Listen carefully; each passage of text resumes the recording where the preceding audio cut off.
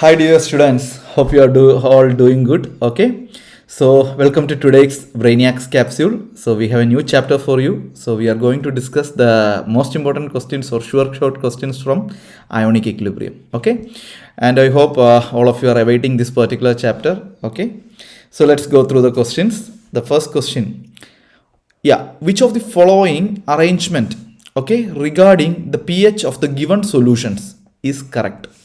So in this particular question, they are given some salt solutions. For example, NaNO3, Na2CO3, NH4Cl. Okay, in most of the options, these three are the type of salt solutions they have given. Okay, and they are given it in the same concentration, 0.1 molar. This is also 0.1 molar, and this is also 0.1 molar. And they are asking you in which case the order is correct. If you arrange it in decreasing order of the pH, what would be the respective order? This is the question. Okay, so let's try to do this. So the first thing what we need to do here is actually we need to arrange the salt. So this is my NaNO3 I have taken. Okay, and this is my Na2CO3 and this is my NH4Cl. What you need to do? You need to identify how this salt is formed. We need to identify from which acid this is formed and from which base this is formed.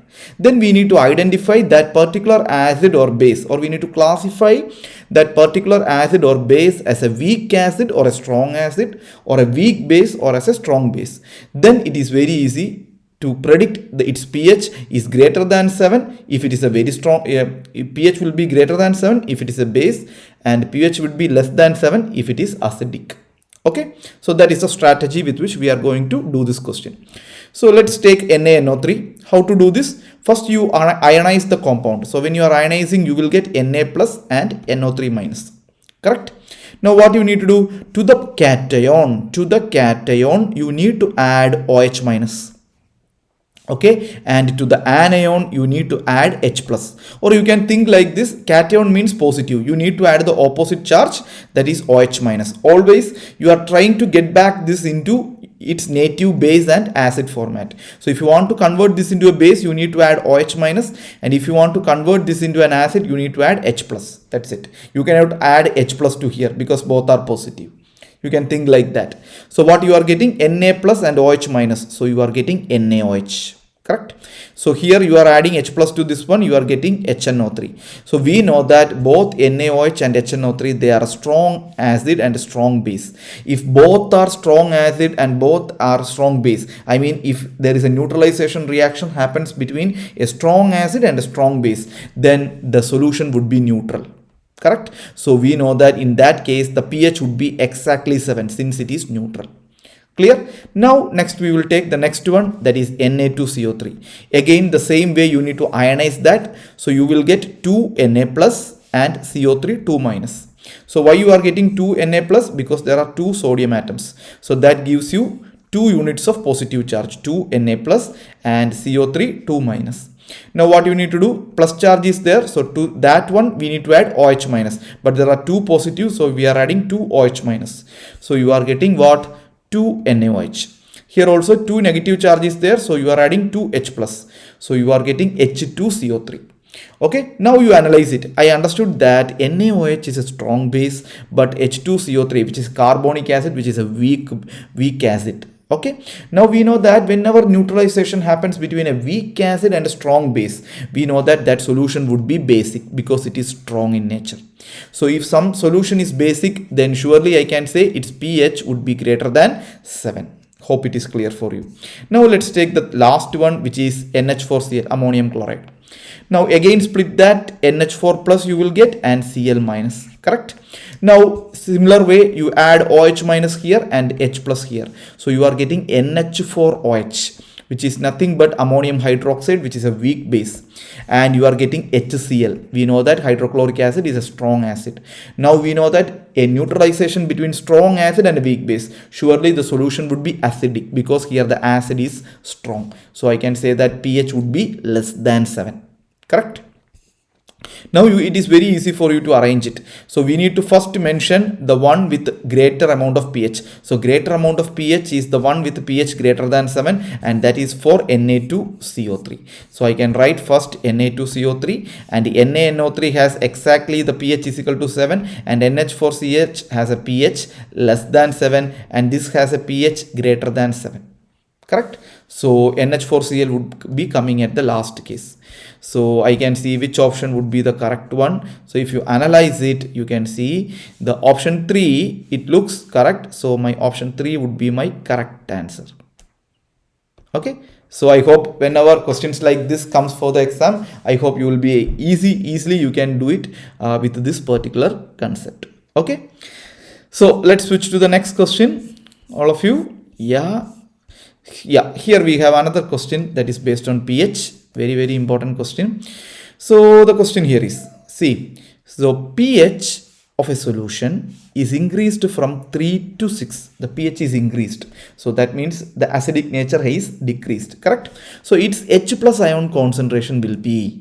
So you can think it in the logic way. So when pH is increased, the solution is moving to the basic nature. If it is moving to the basic nature, we know that the H plus ion concentration, what will happen to the H plus ion concentration? It decreases. Why? Because base has less amount of H plus, it has more OH minus. Or we can say if pH is decreased, then I can say H plus ion concentration increases. Correct? So but we have two options, reduced to half. Okay, surely I know it is reduced, but here reduced by 1000. Any of these option would be the correct answer. I can think like that. Now let's go to the fundamental way with which we can do this question. So we know that pH is nothing but minus of log H plus ion concentration. So this is a standard formula you can remember. pH is nothing but minus of log H plus ion concentration. So from this, H plus ion concentration is nothing but this is of base 10. So we can write it as 10 power minus pH. So how it is coming? We can write it like log H plus ion concentration is equal to minus pH. Now I am taking log to the other side. It will become 10 power minus pH. Okay, so I am getting the formula, that is H plus ion concentration is equal to 10 power minus pH. Now in the first case, the pH value was 3. So I am substituting that and you are getting the equation 1. Now what happened? The pH is increased. So it is increased to a value 6. So I am getting the equation 2. Now we need to divide 1 by 2. So on division we get this, so we can cancel this 10 power minus 6, 10 power minus 3. So this will go in the numerator. So you will get 10 power 3. Correct? So from this we need to identify what is the new H plus ion concentration. New H plus ion concentration is H plus ion whole power 2. So I am taking this to the right hand side like this. Okay, and this I am taking to the denominator. So H plus ion with the raised to 2 I am taking to the numerator, and the other one I am taking to the denominator. So when it is coming to the denominator, you can say that this will become either you can write it like this 10 power minus 3, or you can write it like this 1 by 1000 into H plus ion. H plus initially we have. Okay, so we can say that it is reduced by 1000 times. It is becoming 1 by 1000 or 10 power minus 3 times. That minus 3 indicates it is reduced. So I can say my answer here is it is reduced by 1000 times. Clear? Very easy. Correct? Now next, switch to the most important question. So here we have almost same concept related question. So question is like equimolar, that means of same strength of the following solutions are prepared in water. Which one of the solutions will record the highest pH? Again, you are given different salt solutions. We need to identify which of the salt solution has the highest pH. pH is highest means that particular solution would be basic in nature. Again, the concept remains the same. You split it up. So first we are splitting barium chloride. You can see here barium chloride, Ba2 plus and 2Cl minus. Now add Ba2 plus 2OH minus, here add H plus. So you are getting barium hydroxide, which is a strong base, and hydrochloric acid, that is also a strong acid. Correct. Now again doing the same thing for magnesium chloride, Mg2 plus and 2Cl minus, add OH minus here and add 2H plus here, you are getting magnesium hydroxide and 2 mole of hydrochloric acid. Again you can see both are strong base and a strong acid. Now we have calcium chloride, we split it, you are getting calcium hydroxide and hydrochloric acid. Again we know that both are strong acid and a strong base. And finally we have strontium chloride, we are getting strontium hydroxide and hydrochloric acid. So please understand, when you learn S block elements, we know that basicity increases down the group. So we know that the second group elements, that is beryllium, we know that, let me write, they are related in one particular group: beryllium, magnesium, calcium, strontium, barium, then comes radium. Okay, so barium from the options comes at the maximum lowest position. So I can say that its corresponding hydroxide, barium hydroxide, would be the strongest base from all the thing. It would be my strongest base based on my S block fundamentals. Strongest base. Okay, now what is that? Now I can say that barium hydroxide will have the highest pH, or we can say that the basicity increases as we move down the group.